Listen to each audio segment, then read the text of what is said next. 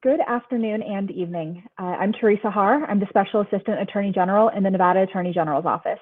Tonight, I will be moderating Attorney General Ford's conversation with a number of different members of the AAPI community, both here locally and nationally, to discuss the rise in racially motivated incidents and what we can do to help remedy that problem. I'm, of course, joined by Attorney General Aaron Ford. Attorney General Ford is Nevada's 34th Attorney General and the first African American to hold statewide constitutional office. He previously served as the Majority Leader, Minority Leader, and Assistant Majority Whip in the Nevada State Senate. And during his time as a legislator, he passed several bills related to criminal justice and criminal justice reform. In his role as Attorney General, he believes that there's no greater task than the pursuit of justice and has adopted the office-wide motto of "Our job is justice." Joining him, we have United States Congresswoman Grace Meng. Congresswoman Meng represents the 6th Congressional District of New York, encompassing the borough of Queens, and she's currently serving her 3rd term in the U.S. House of Representatives. She's the first Asian American member of Congress from the New York State and the only Congress member of Asian descent in the entire Northeast. We also have Attorney General William Tong. He's the 25th Attorney General to serve Connecticut and was the first Asian American to be elected to statewide office. Prior to becoming Attorney General, he served for 12 years in Connecticut's General Assembly, representing the state's 147th district, including North Stamford and Darien. Most recently, prior to becoming Attorney General, he served as the House Chairman of the Judiciary Committee, where he was responsible for legislation related to constitutional law, civil rights, consumer protection, and criminal justice. We will also be joined by Nevada State Assemblywoman Rochelle Wynn. She's the first Democratic Asian American to serve in the Nevada legislature and represents the constituents of District 10. She has helped to establish the first AAPI caucus in the state and is a member of the first female majority legislature in the country. We also have Grace Vergara-Mechtel. She's the Executive Director of SEIU Local 1107, where she is the highest ranking AAPI union leader in Nevada and the only female AAPI leader. She's a former hospital worker and SEIU member leader and currently serves as the Vice President of the Nevada AFL-CIO. And lastly, we have Dewey Wen, who is the Vice President and Chief Operating Officer of the Asian Community Development Council. He is also the founder of One APIA Nevada, and he's a member of the Clark County Planning Commission, where he is Nevada's first AAPI Planning Commissioner. We will also, we plan to be joined by Rita Vaswani. She is the founding president of the Las Vegas Indian Chamber of Commerce and president of the state's Asian American Group. Ms. Vaswani sits on the advisory board for Touro University, the advisory board of Dignity Health St. Rose Hospitals, and the executive board of the Women's Chamber of Commerce of Nevada. Additionally, she is an advisory board member of LVMPD's Sheriff's Multicultural Advisory Council. Thank you all for joining us today. And as we've had a lot of conversation, particularly over these past few weeks and months, about racially motivated incidents, particularly against members of the Asian community, there's a lot of diversity within the AAPI community, but this has impacted a lot of you in similar ways. Would you be able to talk about the impact you've seen on the AAPI community?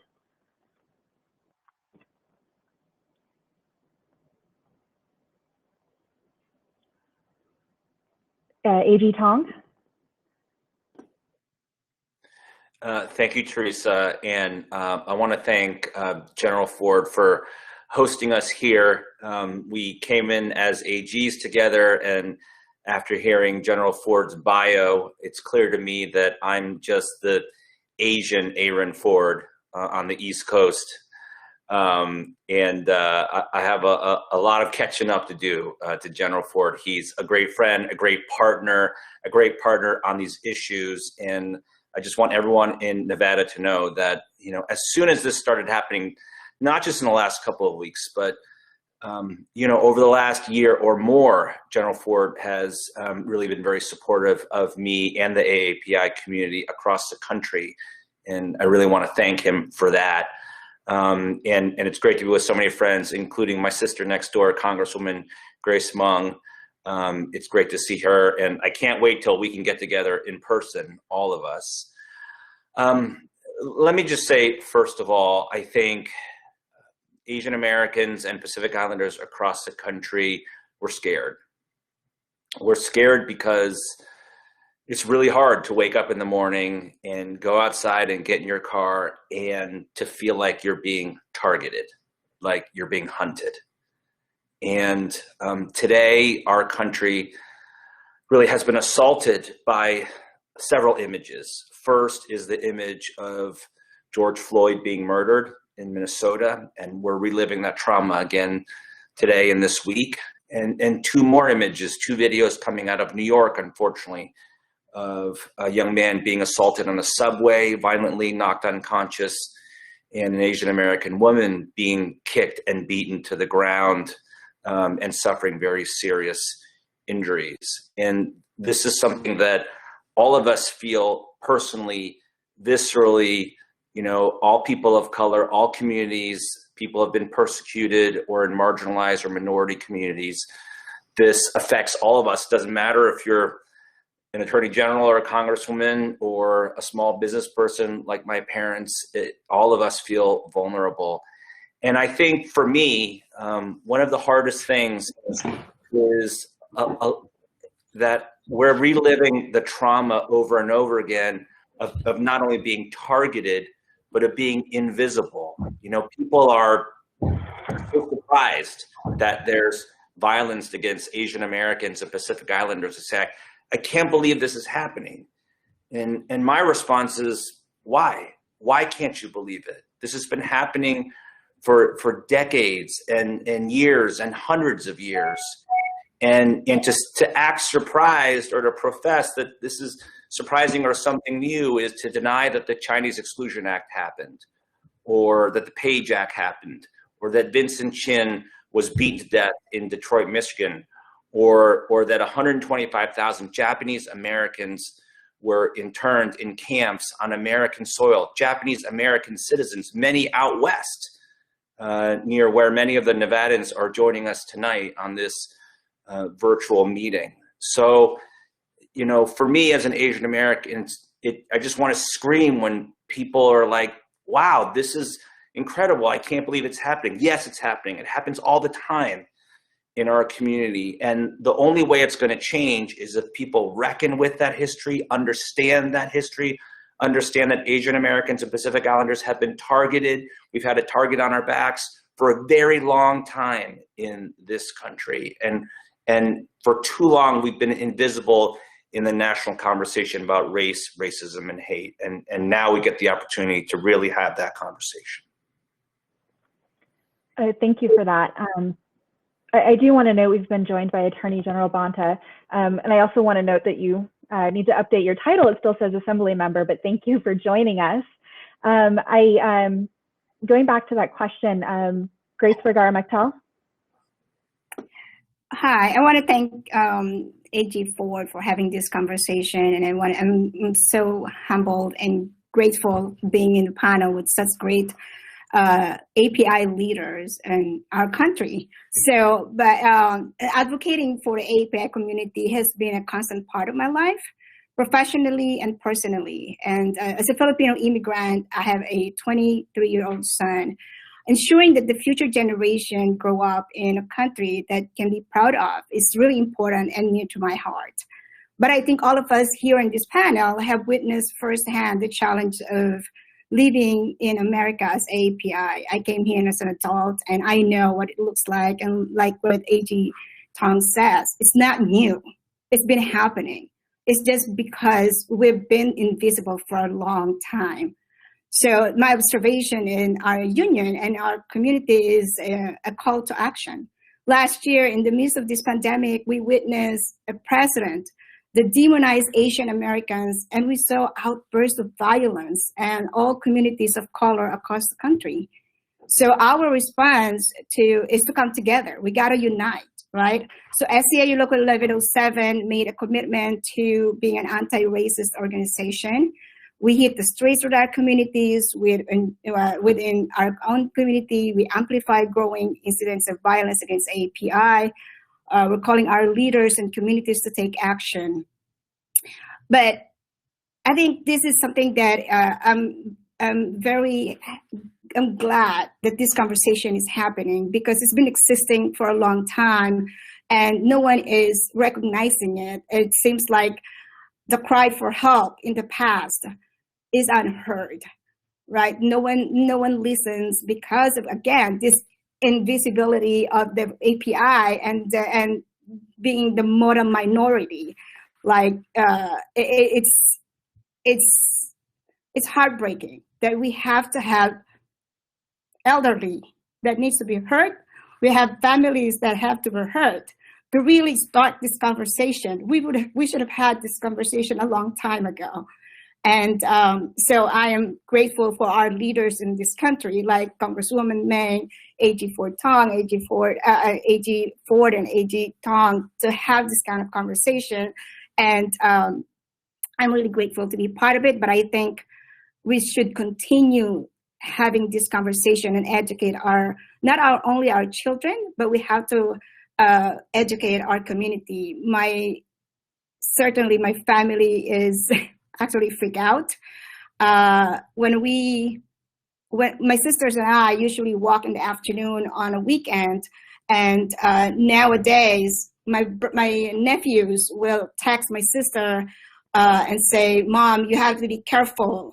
Be careful that when you're walking, that you have somebody with you. Don't walk by yourself." My son will say the same thing. "Mom, don't go grocery. You just have to deliver groceries, and don't walk by yourself." And my response to this is, why does have my son or my nephew be worried about me just taking a fresh air outside? It is not right. As unifying and having this conversation it's a really important thing at this moment. Thank you. And Attorney General Ford? Yes, and I know you have several other questions to get to, and I'll be brief. I just want to, opening remarks, say thank you again to all of our visitors on screen with me. General Tong and I get goosebumps as I say this out loud, because after George Floyd happened, he had my back. And he was one of the first to reach out from the Attorney General world to say, "I stand with you, brother. What can we do?" In our own community here, the AAPI community stood with us as we saw protests and marches, even during the midst of COVID, standing up with us as African Americans were experiencing yet more trauma. And I've known soon-to-be General, I guess it's probably why he hasn't updated his title yet, because he has to be confirmed, but soon-to-be General Bonta. I've known him for years working in the Assembly and in the legislature, and we've always been able to talk to each other and with each other about these important issues. Assemblywoman Nguyen, Yui Nguyen, and I'm glad to have Representative. Now I said Meng, but I heard Tong say Meng, and I want to pronounce your name correctly because my name is Aaron, not Aaron. So when you get a chance, please ensure you correct me. What is it? What is it, Representative? So in Chinese, it's Hong, and in English, it's Meng. So you are right either way. Okay. Well, I want to thank you again for being here. And let me say something before I turn the mic back. And that's something that Grace just said, which is we all have to be united. We all have to stand together on this. And while we're talking about conversations, look, I've had these conversations before. This isn't new to me. And I'm not just talking about in the Black community. I mean, I've had conversations with my AAPI friends about these types of issues. It's not a new conversation. And what I said in the midst of African Americans standing up again, speaking against the trauma, I said that the time for conversation should be, if not over, certainly toward the end of it. And what we should be doing right now is trying to find, as I said, in the African American context and in the police reform context, actual tangible solutions that are going to rectify and remedy some of these issues. And so part of the purpose of this conversation today is to likewise try to find things that we can tangibly do in order to stop the hate against the AAPI community. So again, thank you so much for being here. And Teresa, I'll turn the mic back to you for the next question. Thank you. As we're talking about what to do moving forward, and the impact that it's had on the community, we've seen phrases like Kung Flu and the China virus be used to describe COVID-19. And these aren't simply cutesy terms, and instead these are deeply inflammatory and xenophobic terms. And so my question to you is, do you think that the use of these terms gives license to openly express hateful rhetoric? And beyond that, does hateful rhetoric then create a normalization of hateful conduct? And what do we do about it? Attorney General Tong? Well, I think Congressman Meng was going to speak, so I'll defer to her. She was trying to get to her raise the hand, I think, icon. I can chime in too, and I just want to reiterate my gratitude towards Attorney General Ford for convening all of us here today. Even though I'm from another state, I have watched you from afar and admired not only your role in Nevada, but how you've been able to continuously strengthen the coalitions of different communities in Nevada, and really appreciate that. To Attorney General Tong, thank you for being a big brother to so many of us and always checking in on us. Really appreciate you. And congratulations to soon-to-be Attorney General Bonta. Our community at large across the nation is so proud of you and look forward to working with you. And, look, this hatred and bigotry towards Asian Americans is nothing new in this country. As Attorney General Tong said, our country has a history of targeting and excluding and punishing Asian Americans due to ignorant fear. And while these incidents are not new, the former president has been hammering home the message for over the past year, during a time when the virus was new in this country, when people were scared, people were losing loved ones, their jobs, their homes, and just maybe looking for scapegoats. And the former president just fed our community right to them, using incendiary language day after day, week after week. One of his last speeches as president included the words Kung Flu and Chinese virus. And so it's not a coincidence that there's been a tremendous rise in these incidents, and that over 3,800 incidents have been reported. And we all know, each of us have talked to people, many people who've had these incidents happen to them and just haven't felt comfortable reporting them. So we know the numbers are actually much higher. And so, this is what happens when the leader of our country with a wide platform, when the Republican Party, Kevin McCarthy, our then leader in the Republican Party in Congress, used the words. And then when we passed a resolution condemning anti-Asian bigotry, a symbolic resolution that cost no money and had no teeth, just symbolic, saying Congress stood against discrimination against Asian Americans, 164 Republicans voted against it. So that's the message that's being sent by the Republican Party. And, we are here where we are today.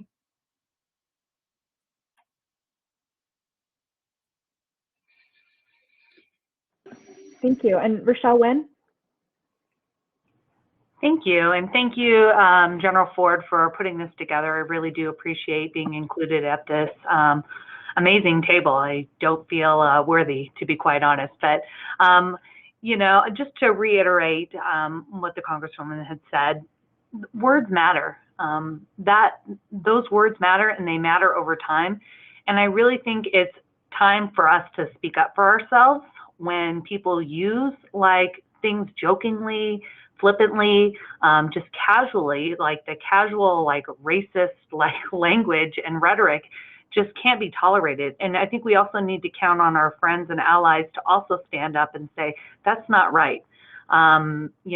Just where we would want the same stand up when we hear other, racially charged language being, hurled at our friends and allies and our family members. And so I think it's very important for us to do that, because when we don't, and it becomes a normal part of it, we've allowed this language and this rhetoric to be normalized. And it wasn't just our former president that did this, although he did not help matters any. This has been going on for quite some time.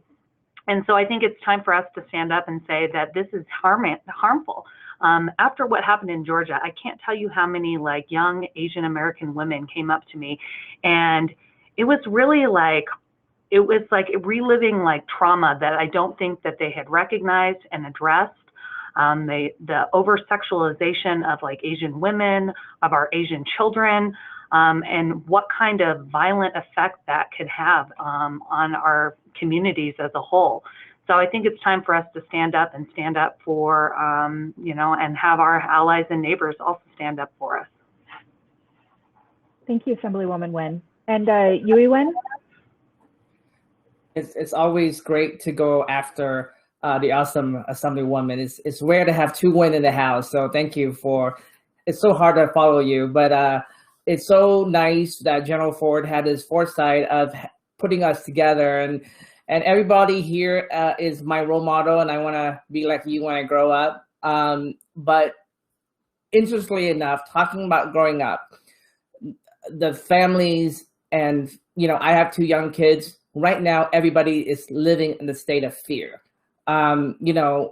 Whether or not you're going to get COVID is on top of everyone's mind. So that's already the biggest stress in the last year, right? Now, adding on to it is whether or not I'm going to be attacked when I walk on the street, when I do simple things like grocery shopping, when I go to the bank, when I, walk on the street to do my exercise, am I going to be attacked?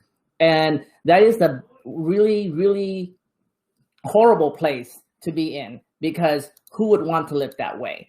And the perpetual foreigner stereotypes that all of us Asian has been, experiencing living in the US, is that question, that inevitable question, where are you really from, right? Or more hostile, go back to where you came from. These are just the everyday things that we've been experiencing for many, many years. I've been asked that question, oh, you speak English really well. You must, learn it every day when you were in your country, but they don't know that I am a US citizen. And so those are the challenges that we're experiencing, and the level of hate just got a lot worse in the last few years. So the model minority myth that we are experiencing, the total keep quiet and stay in your lane and not be seen as visible, because the Asian Pacific Islander community has always been perceived as invisible. And so that is one of those, I think, adding on to the, deeply inflammatory reference and xenophobia term of Kung Flu and China virus, it's just letting people know, because our former, president let them know that it's okay to say those things. So that's why everyone felt like they had a badge of courage to say, I'm just going to say it. So until we can really look at how we can normalize our interaction and be able to have not, a fear when someone is coming up to you or approaching you, are they going to be nice to us, or are they going to attack us? And that is really the biggest fear right now that facing everyone, all Asian American across the United States. So I really encourage our federal leaders, as well as our state leaders, to really look at tangible things that we can do to protect our community by having strict enforcement against these types of behavior. And I wanted to recognize Congresswoman Meng for her sponsor of the COVID as well as Anti-Hate Act that is in the House of Representatives right now. But we need to do more. We need to do more to be able to make sure that our children growing up does not fear of being who they are. Thank you for that. And Attorney General Tong?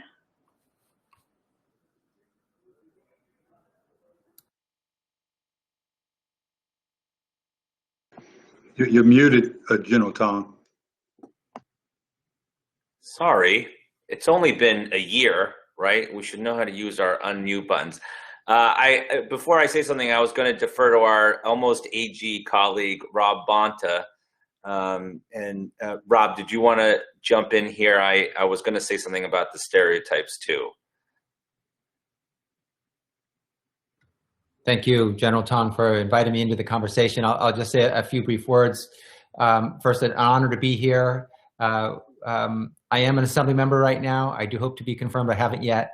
If I have the honor of being the Attorney General of California, I look forward to working with General Tong and my longtime friend, General Ford, in neighboring Nevada. Congressmember Meng, I've admired and respected your work for a long time, and really thank you for your leadership during these really challenging times for our community. And appreciate the opportunity to share this space with all of you. I mean, this space is, I think, representative of what we need more of. We have folks from all over this country coming together in unity, showing solidarity, allyship, support, common cause, to denounce and condemn what we all know is wrong, what we all know is not the society that we are and that we want to be. And we also know that words matter. It needs to be said again that the former president used the biggest megaphone in the world to push out regularly and consistently and dangerously words of xenophobia and cruelty and hate and racism. And it did give people permission. It did give people license to act on their worst instincts and to hurt others. And we're seeing that now. So it's important when leaders use our bully pulpit to speak words of unity and healing and support and love for our different communities. The API community is under attack right now, but it's not the only time a community has been targeted and attacked, and it's been the African American community, the Jewish American community, Latino community, LGBTQ community, and it's important that we all stand together and speak with one voice, unify and condemn, and to General Ford's comments and some of the other comments to take action. What that action is can vary. We probably have a healthy debate about the best ways to prevent hate crimes, support victims so they can heal, uplift, and invest in our communities. But I do really appreciate the federal hate crimes bill, Congressmember Meng. It's a very thoughtful contribution and solution at a time when it's most needed. So I'm just very appreciative for the opportunity to be here in this space with all of you. Thank you for inviting me, General Ford. I'm honored to be in the presence of such incredible leaders and to work with you. Thank you. I know Assemblywoman Nguyen has to go, but I want to give her the last word before she leaves, and then General Tong, I'll turn back to you, please. Thank you so much. I'm sorry for those of you that are not from Nevada. We only meet every other year for 120 days, and so we have some first committee passages dates coming up right around the corner. So unfortunately, I do have to run and do some state business here, the people's business, really. But before I left, I did want to say thank Grace and all of her members. I see her there. I think we can't focus enough on the AAPI community that are frontline workers in these hospitals, the nurses, the nursing staff that are in there fighting this horrible global health pandemic, and then now also having to deal with the visceral hate and violence that is out there on the streets. So I appreciate all the work that her and her members are doing, and thank you guys for including me in this, and have a wonderful night. Thank you so much. Well, Congresswoman Meng, there's been a number of people that have touched on it, and so I think this would be a good time. You recently proposed a COVID-19 Hate Crimes Act. Can you give us an overview of what that would accomplish if passed? Sure, thank you. This is legislation that I and Senator Mazie Hirono from Hawaii introduced. It really would just try to streamline some of the processes under which the Department of Justice analyzes and collects data on hate crimes. Right now, there's sort of a state-by-state approach. It's not unified or centralized at all. It would assign a point person at the Department of Justice to be able to review these incidents. It would also provide resources and guidance to our local community and law enforcement to help with training on how to assess and investigate these hate incidents as well. And also a component is public education resources to talk to the community, so it makes it easier for victims to report these types of incidents. And I'm thankful to President Biden for supporting the legislation. As you may know, he the White House announced a few initiatives today through the administration that would also provide a lot of support and resources in relation to hate crimes against Asian Americans as well. Great, thank you. And I want to open this question up first to Attorney General Ford. There are reports that anti-Asian bias incidents have been on the rise on a national level, but as been touched on already today, those are only the reports that have been made to law enforcement. And so can you give us an overview on how people should report racially motivated incidents or hate crimes?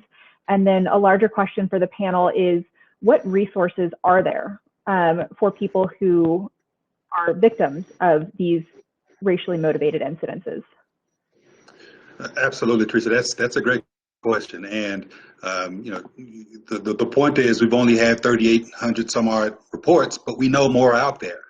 And the key is, again, talking about actions that we can take to help push back on AAPI hate. One of those actions is to report it. You have to speak up. We have to have people who are going to reach out to law enforcement and let them know that these things are taking place. You know, it's very difficult for law enforcement to take action against someone who's harmed you if we don't know about it. And to be sure, it takes a lot of courage to come forward and to report a crime, especially something as traumatic and as degrading as a hate crime or being harassed simply because of the color of your skin. And trust me, I know what I'm talking about here, and I can stand with you on these issues. And it doesn't seem fair where you have to have the burden of reporting the crime, but we need you to. And the first line of defense for that, the first line of defense and the last line of defense, frankly, is local law enforcement. Here in Nevada, at least, we need you to reach out to local law enforcement, whether if you're in the city of Henderson, for example, call the Henderson PD, call Metro, call North Las Vegas PD. If you're watching this in Elko, if you're watching this in Reno, call local PD so that they can know that these things are happening. And it's also something that I should share is that it's also against the law to discriminate against someone because of their race or national origin at work, in housing, in the places open to the public like restaurants and casinos and retail stores and schools. And illegal discrimination also includes using, yes, ethnic slurs against someone. So if you've been discriminated against or harassed at your job or by your landlord, especially during these times, or by a public business, you should file a complaint here in Nevada with the Nevada Equal Rights Commission. So those are two things that you can do at the outset to help us start to remedy these issues. Speak up and report to local authorities or to the Human Rights Commission, to the Equal Rights Commission that we have here in Nevada. One of the questions that we actually just got in the chat box that I think is relevant is a question of how do you talk about this with your kids? Either for members of the AAPI community, how do you prepare your kids for this? And for those that want to be allies, how do you talk to your kids about racial discrimination? AG Tong? Thank you, Teresa. I think it's really important that kids understand and all people understand that these stereotypes aren't funny and they're very hurtful and damaging and potentially dangerous. And it reminds me a little bit of when Jeremy Lin first burst on the scene, and there was a lot of ridicule of Jeremy Lin and making fun of his name and the fact that he was Asian, the Great Yellow Hope and Hong Kong Phooey. And I remember a lot of that. And there was some discussion about, well, why is it okay to make fun of Jeremy Lin, right? When it clearly wouldn't be okay to make fun of other athletes of color in the same way. And I think we missed the opportunity then to have that conversation. But now I think we see how really damaging these stereotypes are, right? The stereotypes that Asian Americans and Pacific Islanders suffer from, we all know.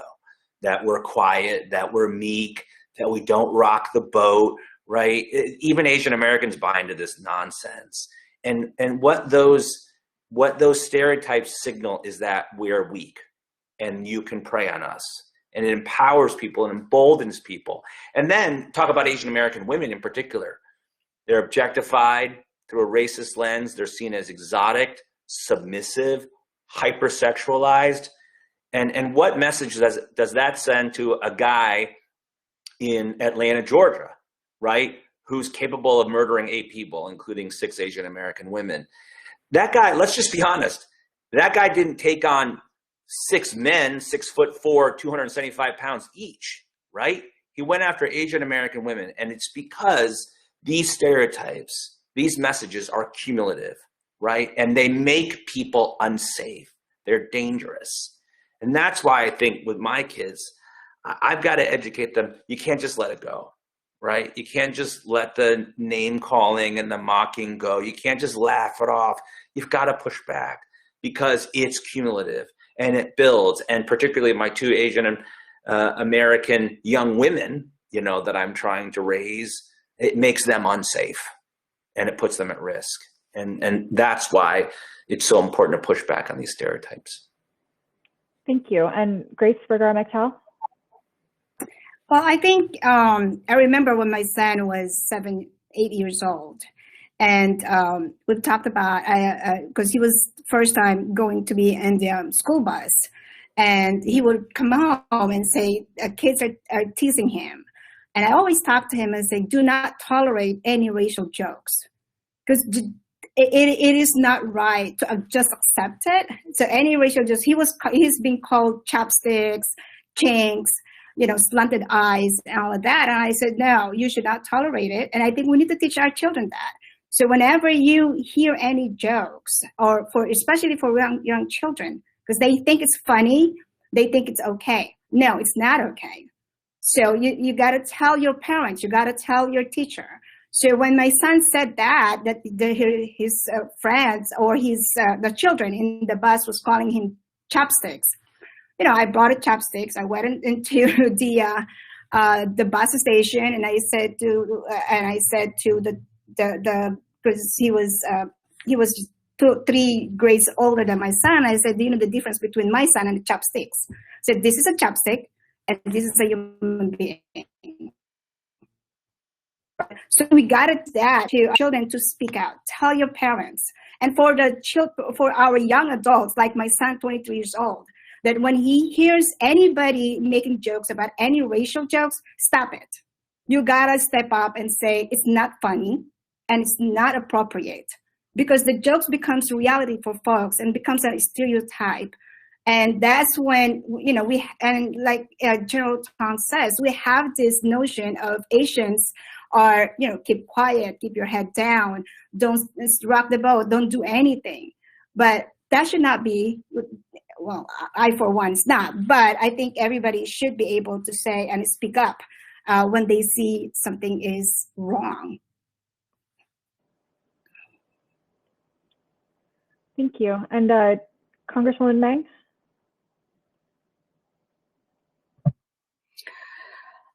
It's hard. I feel like I want a guidebook on, you know, the best 20 responses to use when someone hurls a racial slur at you, right? And I think talking to your kids, kind of preparing them mentally, letting them understand that it is important to speak up. And what Grace said was incredibly true, in that for so many of us, including myself, especially when I was younger and when it was happening the first few times, you know, I kept quiet about it. If I was with my parents, they didn't speak English. They didn't know that someone was making fun of me or fun of us.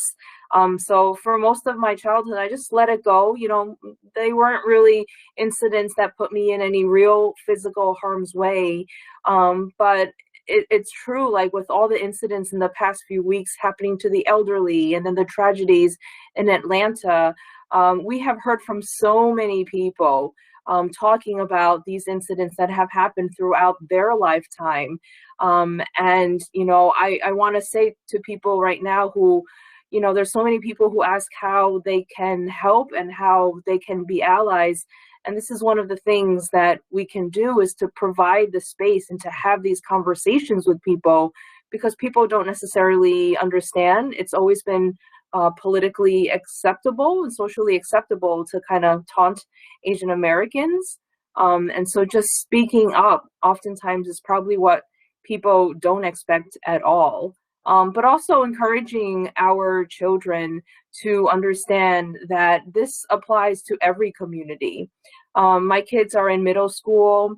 I took them to some of the Black Lives Matters protests that were happening in New York last year. And you know, these are some of their first protests, but I wanted them to be there to listen to the words and to the experience of other people in our community who may not look like them, but who also suffer through painful experiences in their lives. And again, I don't have the exact words and right answers to say, but it's important for me as a parent to try to create those opportunities where we can have those conversations. Thank you. And Attorney General Ford? You know, Congresswoman Mung just hit the nail on the head. She talks about what allies can do. I can't tell you how many times I got that question, what can we do as allies in the aftermath of George Floyd? And to be honest with you, I was dealing with my own trauma at the time and didn't have a good answer. I didn't know what to tell them, but I've thought about it. And I'm so glad that Congresswoman has given you some tangible things right in the midst of the trauma that's going on right now. Because what happens is this, and we've seen it happen since George Floyd, for example, people get complacent, the fervor dies down, and people get quiet. And then, as the Congresswoman says, when it comes time to hit the green button, for example, as a congressperson or as a legislature, they don't. They hit the red button. They hit the red button. They text you and say, you know, I'm with you, I stand with you. But when it comes time to actually make a decision to help effectuate real positive change on the issue, they stand back. So as an ally, don't be that person. Be there when the fervor dies down. Speak up right now. The talk that I have with my kids, everybody knows about it. It's all over the news. You've heard about the talk of a black man to black boys. You've heard about that. But part of the conversation I have with my kids is the same one you've heard them say on this screen right here, which is you do not tolerate intolerance. There is no room for tolerating intolerance. When you hear it, you speak up. You defend yourself, but you defend others as well. And how you have to understand that you have a role in trying to eradicate this utter nonsense that's existed for way too long.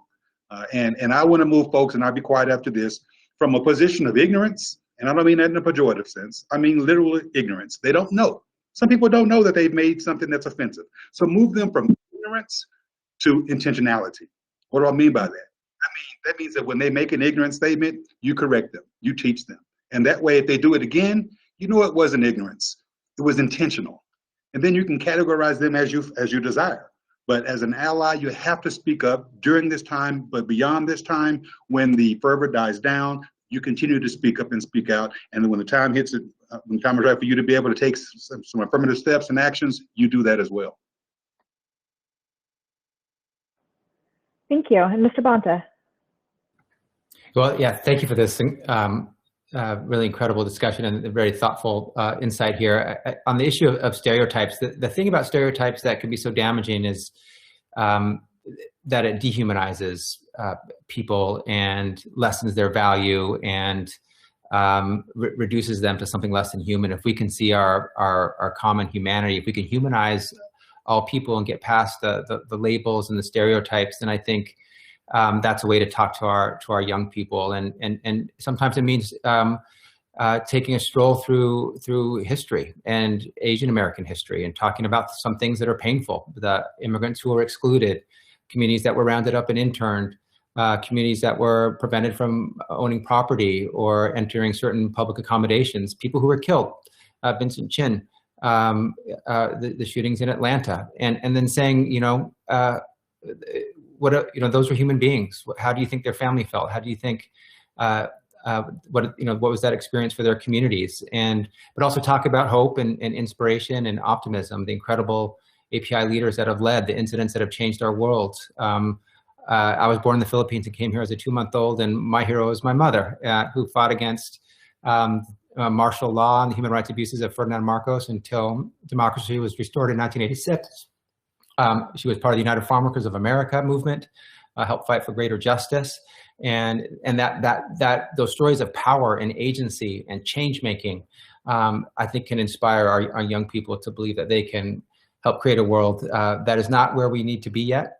So acknowledging and absorbing that pain and that reality of where we are, but seeing where we need to go and inspiring them to help take us there because they can.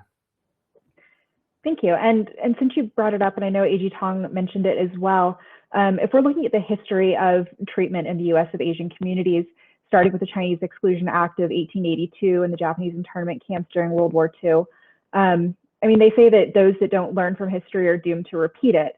And so what do we need to learn from the history of the treatment of Asians in America? Mr. Bonta, I'll start with you since. Well, I think the Asian American history is so important. Telling our stories, our beautifully diverse stories, ethnic studies is really important.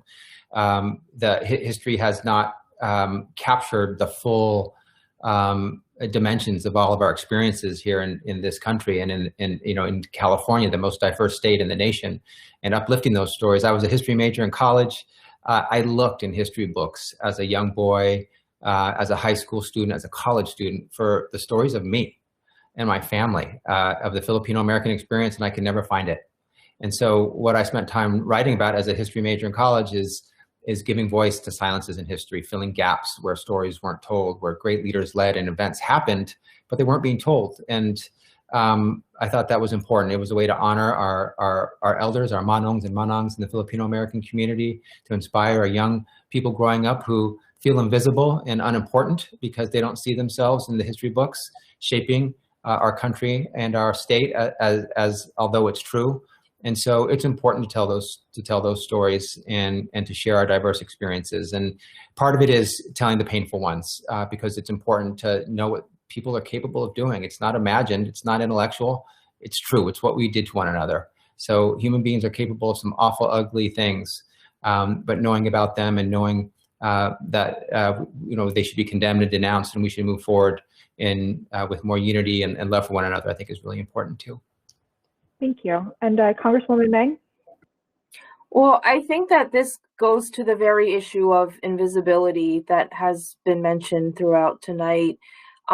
We are practically invisible from our school textbooks to the budget books of our government. In fact, a study just came out today where philanthropic organizations, I think Asian American organizations received, I think about 0.20%, not even 1% of all the money, charitable money that is given out to various communities.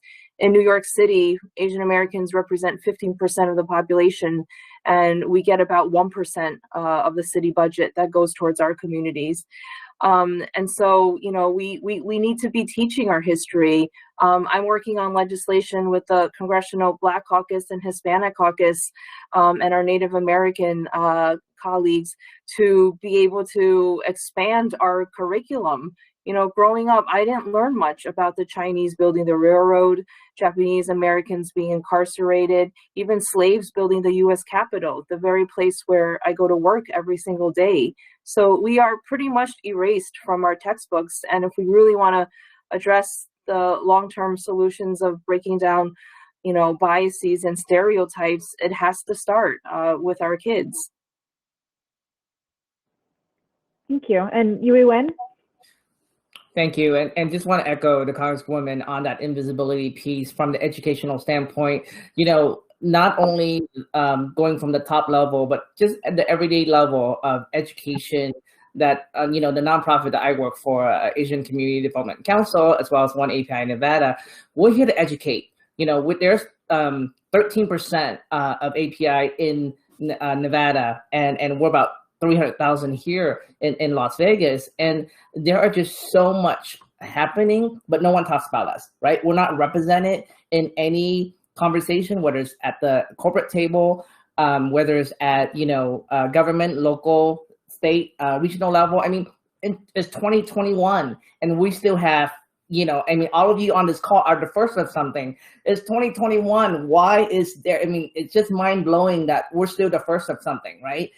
There should be more opportunity created for us at the table, and we should grab it, and we should really be a part of the conversation. Talking about invisible in history, right now we're invisible in the process. And thank you to AG Ford for always be inclusive, and you were my state senator for many years, and I know that you always do a great job of reaching out to us, but there needs to be many more like you, because we just can't have conversation at the table if we're not there. There used to be a joke saying, hey, you know what? If you're not at the table, you're on the menu, right? And I know none of you want to be on the menu. So the challenge for us is that we need to consistently fight for a spot at the table, and that shouldn't be the case anymore, where conversation in our country should be inclusive, and it's not just check the box conversation. We have to be actionable, and we have to really involve all the generations together and be able to come up with ways to make sure that we just look beyond just the race conversation. We just need to look at individual and the expression of being who we are, and celebrate for our uniqueness and our differences, as well as our contribution to the country.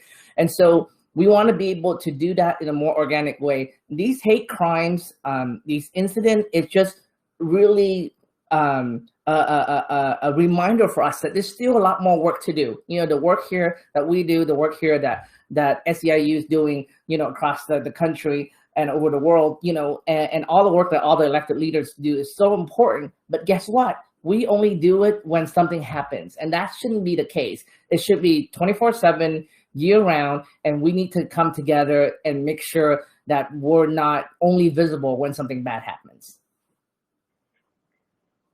So your comment about having a seat at the table, it brings to mind a year ago, Andrew Yang did an op-ed in the Washington Post, and he made the argument that Asian Americans actually have the burden. It's their onus to step up and demonstrate their own Americanness.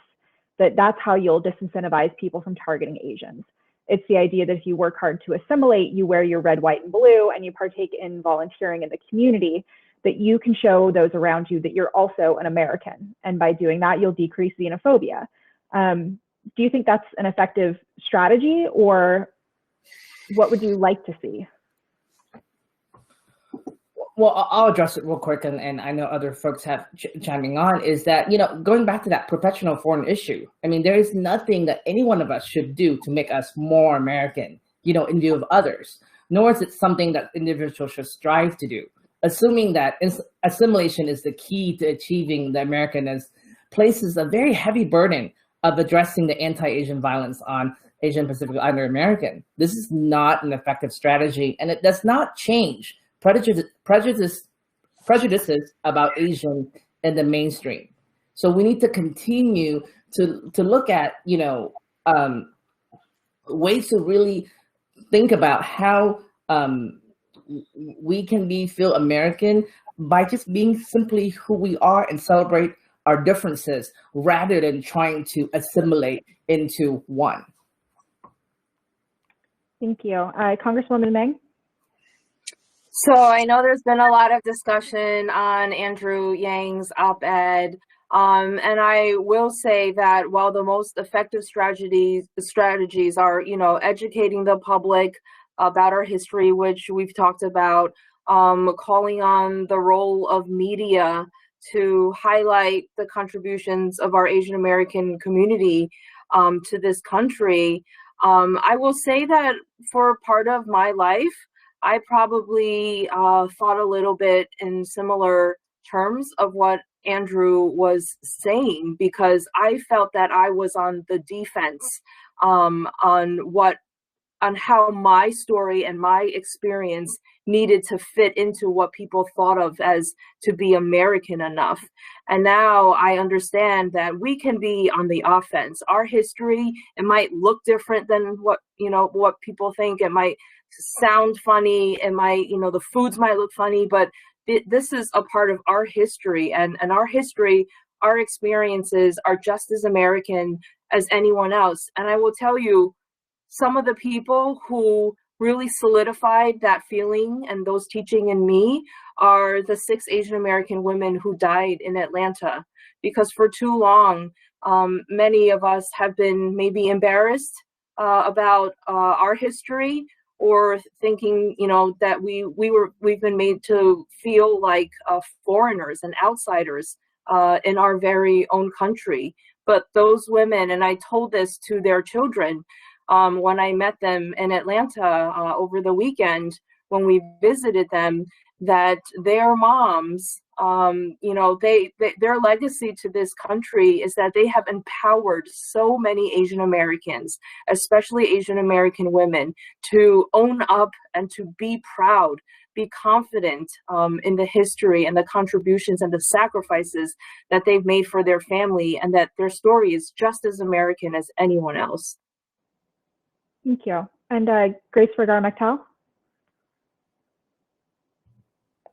I always tell my son to be yourself and be proud. Is that not what everybody wants, right? So, but I think it is really about intentional educating our community, our family, and intentionally doing that. I think be proud of the history.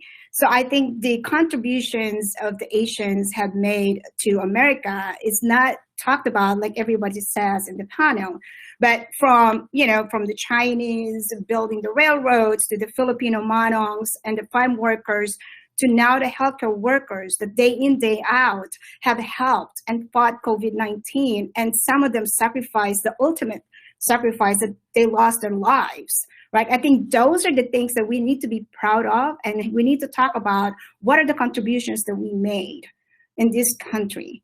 And I think that is something that we have to talk about on the dining table, talk about to our children, and be proud of that. Because I think, I want to believe that we live in a country that promotes and champions our individuality, our culture, our uniqueness, and recognize our diversity, rather than notion of assimilation. We should be loud and proud of ourselves. We should not be invisible. We should not be shy. We should not put your head down, speak up, and be proud. Thank you. And Attorney General Tong? Thank you. I know we're running short on time. Andrew was a year behind me in college. He did incredible things in that campaign, but I could not disagree more with that sentiment. And, I don't have to prove anything to anybody. I'm as, my American identity and the fact of my parents' American citizenship and my citizenship were earned through their sacrifice and their perseverance and the struggle of their immigration to this country and how they work 15 hours a day, 7 days a week for me in our Chinese restaurant. They earned that. And to paraphrase, I think a Korean American woman journalist at CNN who was attacked in an airport, she said, "I'm as American as Korean barbecue."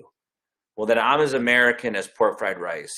And I think one of the challenges, though, is we don't tell our stories enough. And let me say what happens when we don't tell our stories enough. Our allies don't know that they're allies. And let me give you an experience. When the president declared war on America's immigrants, President Trump, not this president, President Trump, when he declared war on America's immigrants, everybody thought he was talking about people at the southern border. He was talking about Hispanics and people from Latin America and Mexico. And he said that he wanted to denaturalize American citizens, immigrants who came here and earned their citizenship. And it occurred to me, well, shoot, he's talking about my parents. And then he went on, and this is a common attack, he attacked anchor babies.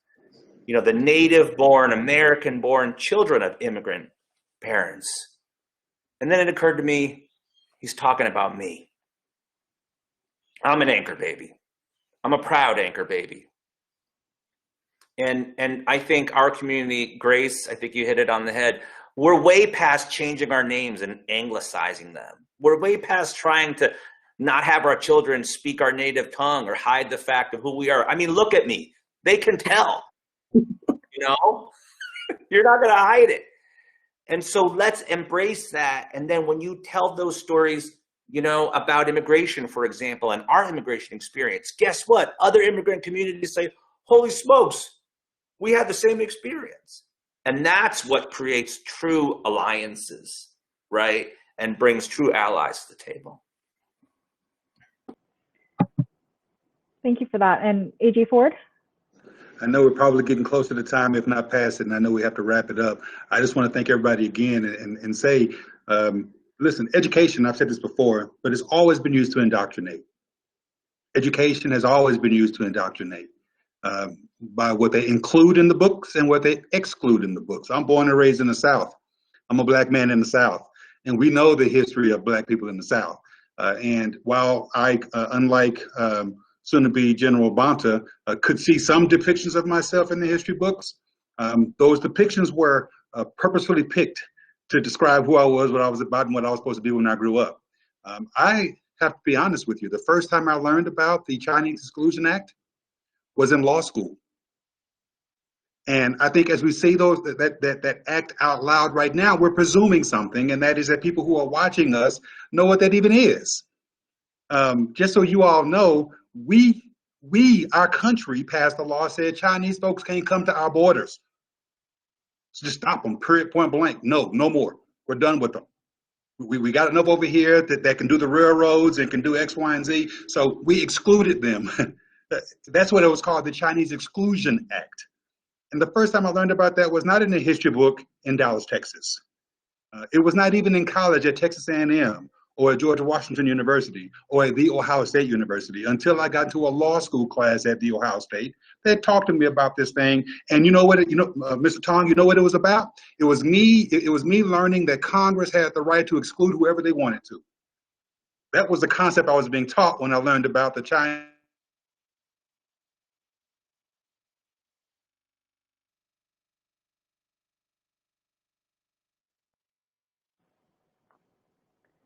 Well, it looks like AG Ford is having a little bit of an internet connection problem. But since we are at time, I would love to hear final thoughts from everyone. Where do we go from here? What do we do next? So let's start with you, Grace Vergara-Mechtel.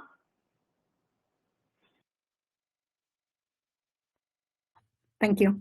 I think we need to continue to drive and lead on this conversation. Like AG Ford says, this conversation have been going on, but I think it has, we got to continue it. We got to continue to educate even the members of our family that sometimes.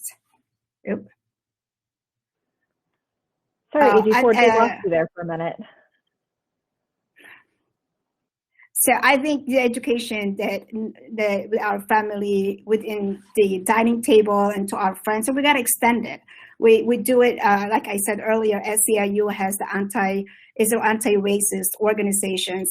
And because we believe that it's not enough that you're not racist, you have to be anti-racist. And we have to educate our family, our children about being anti-racist. I think education leads to change, and we have to change.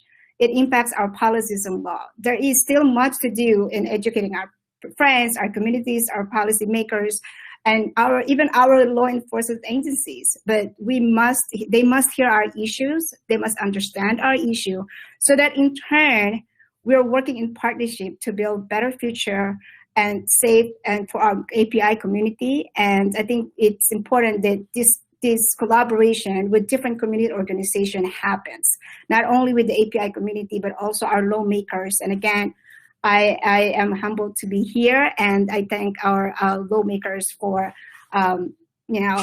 intentionally focusing on the API issue. So thank you so much.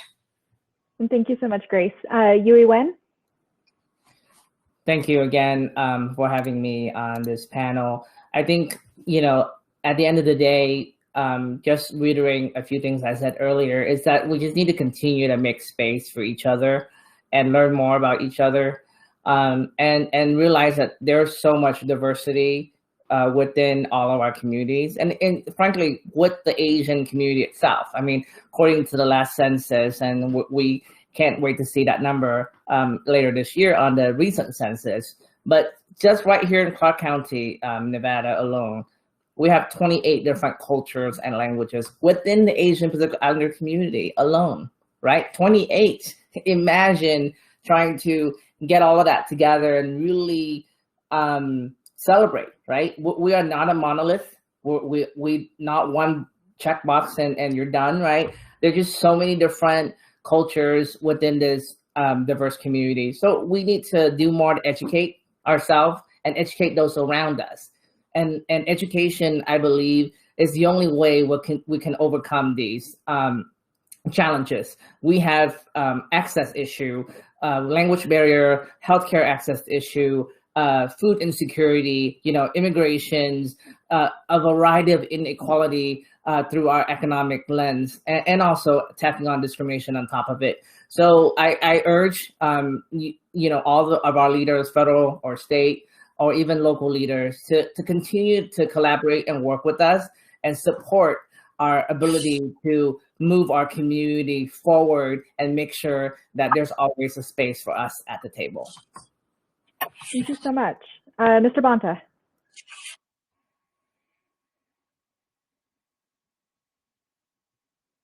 Sorry, slow to unmute. I'm sorry we lost General Ford there for technical difficulties. He was killing it and I was enjoying it. So maybe there's a secret feed I can get later to get the full power of it all. Well, I'm just very honored to be invited into this table, into this space. Just honored to be with so many powerful leaders. It's important that we continue to speak out, be loud, condemn, denounce, show solidarity, allyship, unity, fight side by side with one another. But then I think to General Ford's earlier comments, turn that pain, that anger, that frustration into action that is durable, into systems change, into policy tools that will help us reduce hate violence and bring us closer together.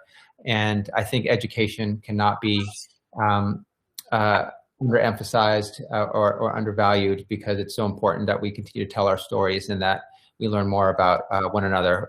We'll see the beauty and the value and the humanity in everyone's stories and experiences and value if we do that.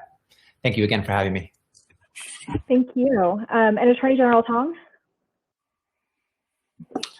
Thank you, and thank you, General Ford, for convening us tonight, and thank you all for being part of this. The only thing I would say is, while I disagree with Andrew that we have to prove that we're American, I think we have to do a better job of proving to each other the value in joining together and being strong and cohesive as a community. I think for too long, we talk about coming together, right, on a sort of pan-Asian basis, and we talk about our allies outside the Asian American community. Well, we got to fix allyship in our own community, and people got to get out of their own way and stop saying, well, I'm a Chinese American, I'm a Korean American, and I'm not in the same space as a Filipino American or a South Asian American. Not true. Right, we're all in the same place, and we have the same challenges, and we just got to get over the egos and the beefing and like, that person didn't talk to me right 15 years ago, and just come together, really, because can't do it by ourselves. Thank you for that. And Congresswoman Meng? I agree with everyone's comments. Look, never in my life have I seen such a widespread showing of support from people who don't look like me for our community. We have a very rare opportunity. We might never have this opportunity again. We have limited time. Attorney General Ford is right. Sometimes the fervor dies down and the willingness to act goes away. And we have to raise awareness. And like Attorney General Tong said, not just within allies, right? Like, we can talk about allyship, and I can talk about how the Black and Latino caucus colleagues stood with the Asian caucus colleagues from day one of all this that was going on. But it's not just about addressing racism that's aimed at our communities, but also addressing racism that may exist within our own communities.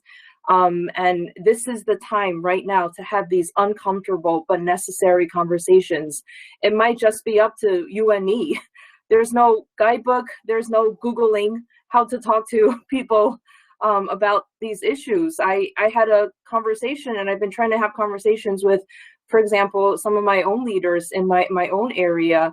And I said to, an Asian ethnic newspaper, I said, whenever you describe when a perpetrator of a hate incident is white, you don't talk about his race. But when the person is Black, you go in depth to describe what he looks like.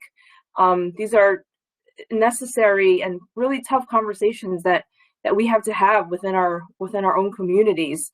I heard a local activist say a few weeks ago that the answer to racism is not more racism, it's solidarity. And we literally have to guide our communities right now to help them see that and feel that and to practice that. It's not easy. It doesn't come natural for everyone. It might come natural for the few of us who are gathered here today, but we have to spread that. We have to be intentional about it. Thank you for that. And Attorney General Ford, the last word is yours. Well, I appreciate it. Apparently I froze, and it's probably a good thing because I was starting to get hype, and I might not have. Anyway, I needed to take a breather. I'll just close by mentioning a book that I referenced because, look, to be sure, I'm a Black man talking about Stop AAPI Hate, and it's not an attempt to co-opt the conversation. It's purposeful for me to show that we have commonality, that the issues that I've experienced over the course of my life are comparable to what you've experienced over the course of yours, and that's generation upon generation. And the book I was going to talk about before I got cut off was The Miseducation of the Negro. It's a book written by Carter G. Woodson. And in the book, he talks about the miseducation of the Negro. And the premise that I'm going to paraphrase is that if you control the way a person thinks, you don't have to worry about the way they'll act because they will conform to how you've trained them to think. See, I've been in the business of mind control with my kids for 27 years now because I want to control how they act. And this book talks about it in the Black context, that if you make a person think that he's shiftless, lazy, good for nothing, his woman is no good, you're not a good father, you're not a good man, then that's how that person's going to act. And for generations that happened. And so we had to recognize the miseducation in order to re-educate so that my sons know that they can be wherever they want to be. They're not shiftless. In fact, they're brilliant, they're geniuses, they can do. And I offer this in the context of this conversation because we have to re-educate the public about the AAPI experience here as well. This model minority concept that we've heard people talk about right now. This ignorance that we have about the Chinese Exclusion Act unless you go to law school. These are types of things that we are responsible for doing. And as an ally, I'm committed to standing next to you, with you, and right on top of you. I shouldn't say it that way. Right next to you. You get the point. I'm just trying to be arm in arm with you to get this done. So thank you so much for taking time out of your evening schedules on the East Coast and on your afternoon schedules here on the West Coast to have this conversation. More than that, we've given people some concrete ideas of things they can do. When file a complaint, either with your police officers or with the Equal Rights Commission here in our state, and speak out as an ally when you see these things are happening. And so, again, thank you so much for having us out here, Teresa. Thank you so much for moderating this. It was fantastic. And I look forward to continuing work with everybody else to stop AAPI hate. Thank you, everyone. Have a great night.